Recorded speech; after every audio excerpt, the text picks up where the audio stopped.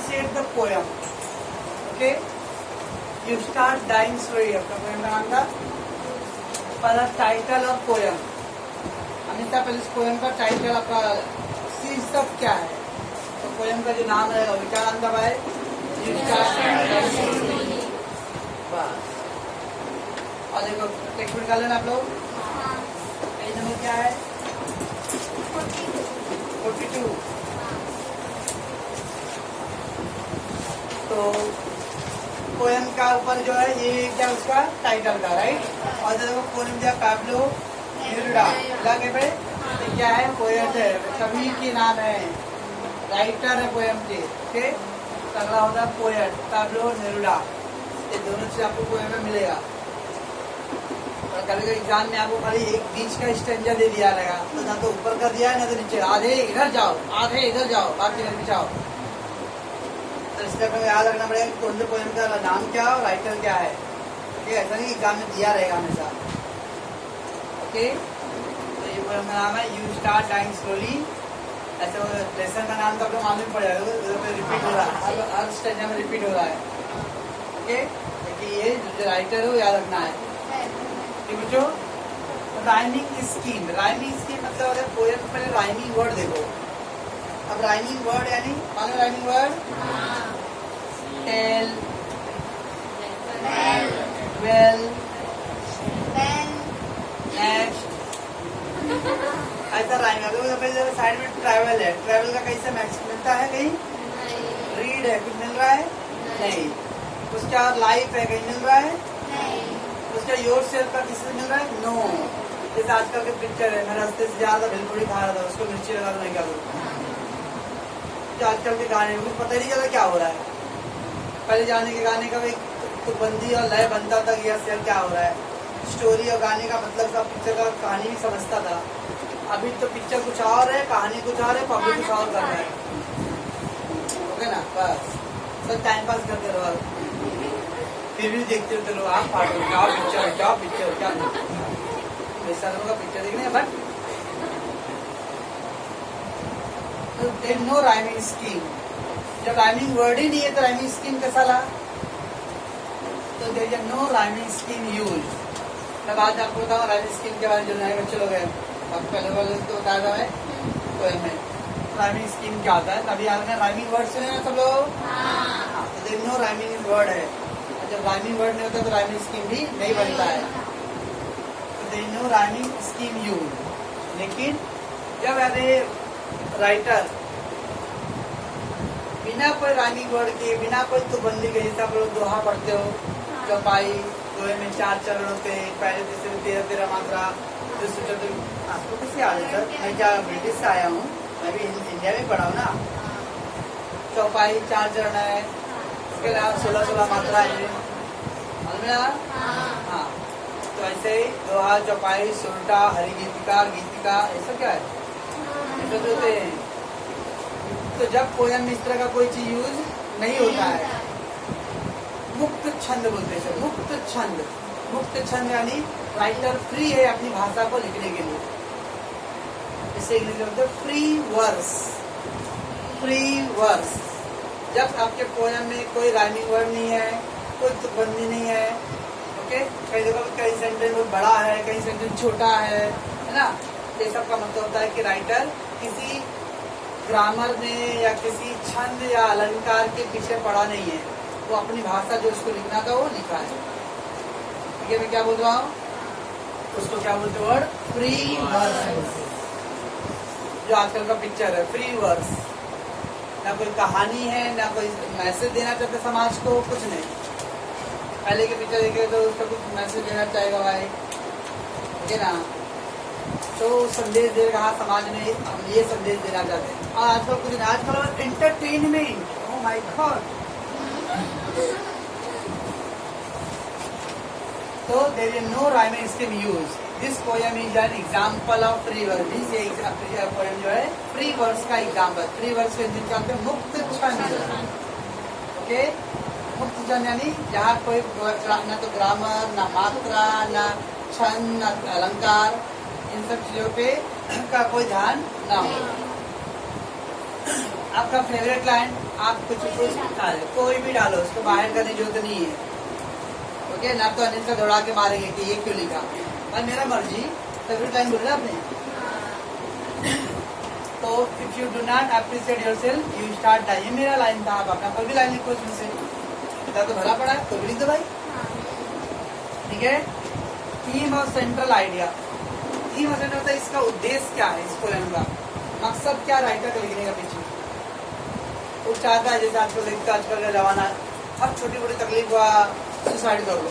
अगर आप लोग 15 साल के बच्चे हो, 16 साल मैच्योरिटी, तकलीफ सबको है। मैंने कल भी आपको बोला, तकलीफ किसको नहीं, ऐसा नहीं।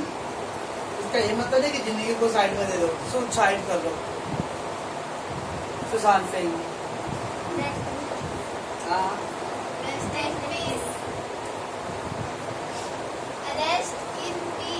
क्या करूँ मैं?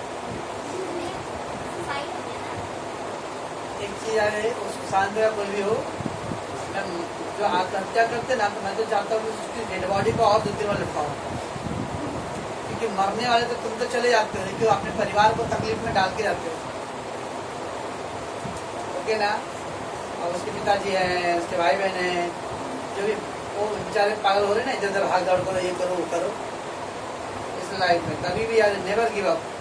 तकलीफ कितना भी क्यों ना आए, संघर्ष करो। ओके, और अपने आप को मजबूत बनाओ। लेकिन ऐसा साइड में चल जाना नहीं। ऐसा चोर होते हैं जो हार मान जाते थे। लाइफ मिला है जिंदगी वो जीने के लिए। ओके, बोलते हिंदू रीति रिवाजों में 84 करोड़ योनियों में जन्म लेने के बाद ये जन्म मिलता है। 84 करोड़ योनि बनता, कोई कीड़ा बन गया, कभी मगरमच्छ बन गया, कभी गेंडूल बना रहेगा, कभी क्या बना रहेगा पता नहीं, उसके बाद ये मिला है। इसलिए जतन के बाद मिला हो, पढ़ने के लिए, कुछ करने के लिए भाई। ओके, ऐसा ये पोएम भी यही बोल रहा है। This poem, the theme of the poem is the life must be enjoyed and cherished. Yes, हंसते रहना। रो लूंगा तो क्या, रो कोई मेरे को तकलीफ बता देगा, मतलब हेल्प कर देगा क्या? नहीं, और मजाक उड़ाएगा वो, बराबर ना। कि आप तकलीफ सुनाते किसी को तो आपको हेल्प कर देता क्या वो? कुछ नहीं। So life must be enjoyed and cherish. Cherish बता रहे खुशनुमा, हंसते रहो। ओके ना। We should have a passion. पागलपन, दीवानगी होनी चाहिए अपनी जिंदगी में। And follow our dream in our life. और जो भी अपने सपने देखे उसको पूरा करने की कोशिश करो।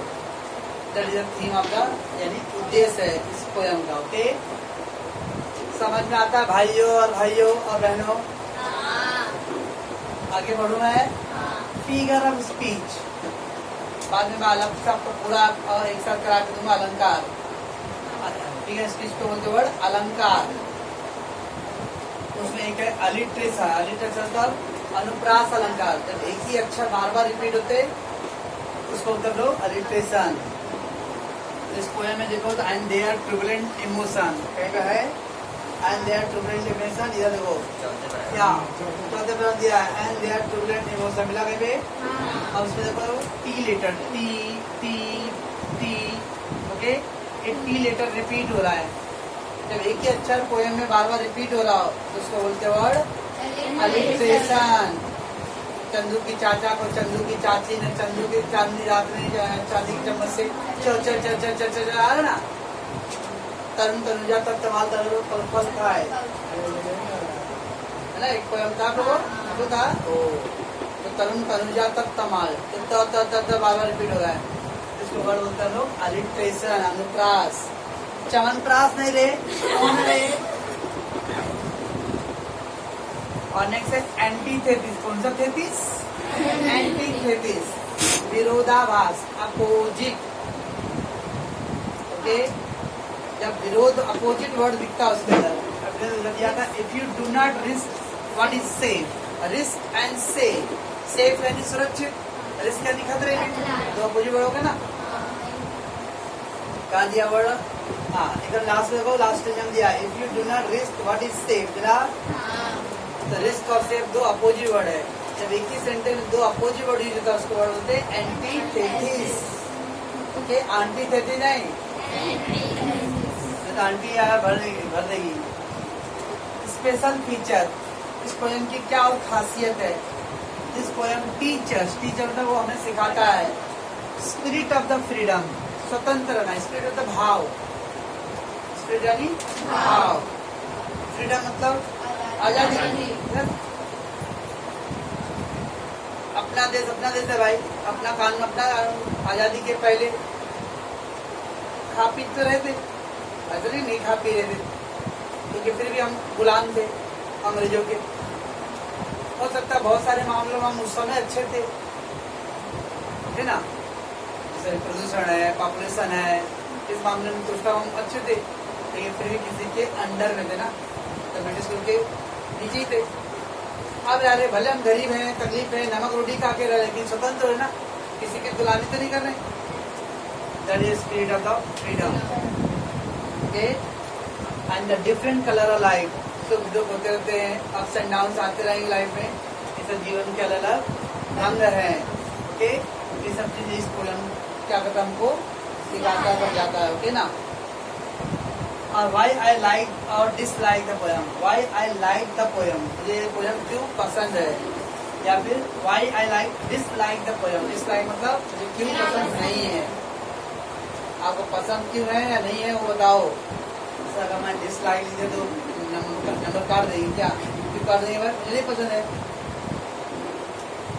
बट कारण बताना पड़ेगा क्यों नहीं लाया पसंद है। जैसा भी चालू है किसान आंदोलन, विरोध करना है, बट क्यों विरोध करना है नहीं मालूम। NRC विरोध करना है, क्यों करना है नहीं मालूम। आप बता रहे हो कि मुझे ये पसंद नहीं है, बट क्यों नहीं भाई, बताओ ना भाई क्यों नहीं पसंद है भाई। The poem touches the heart, यार भाई और क्या भाई, जीवन के बारे में हल्के बता रहा है इसमें, तो हृदय को, हृदय स्पर्शी पोयम है, इजी टू अंडरस्टैंड, एकदम बहुत हार्ड वर्ड नहीं है कि नहीं समझ रहा आप लोगों को। And it spread the message, spread the message मतलब यह स्प्रेड यानी फैलाना, ये कौन सा संदेश फैला रहा है, about how to live the life, जीवन कैसे जीना चाहिए। ओके, इज द आपका अप्रिसिएशन, बराबर, ये कल पूरा याद हो जाएगा आपका। आप लोग इस पर याद करना, ये लाइन तो आपको मालूम ही है, ये नाम तो मालूम ही है। ओके, राइमिंग स्कीम का एक पॉइंट बच गया, ये फेवरेट लाइन को इसमें से याद ही करना है, मतलब यही रखो, कुछ तो बोल दो बस। तो 1 2 3, ये 3 नहीं करना है, बाकी तो करना है ना, करने पड़ेगा ना, क्या है तो 3 मार्क्स मिलेगा। और सर भाई